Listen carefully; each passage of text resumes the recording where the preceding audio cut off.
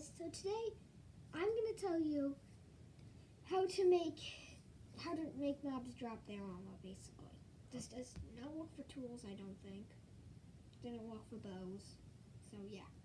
So basically there was this, I'm just going to tell you personal experience and then you just try to copy it. You can test it out and I got water. So basically, when mobs drown, they turn into drowns, right? Yes. So, what happens to their armor if the mob with armor drowns? Drowns up, they just drop it. Everything just gets dropped and they just become a drown.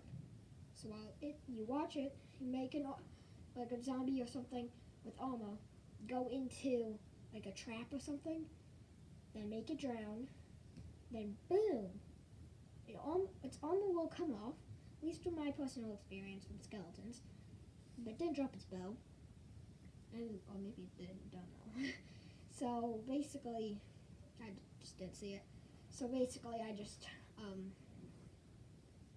you just make it drown with it on, swoop in, if you might have to kill it, but then get the armor, get out, boom, easy. Yeah, so you guys can replicate that. Comment down below if you want a video of me showing you how to do it. So yeah, bye.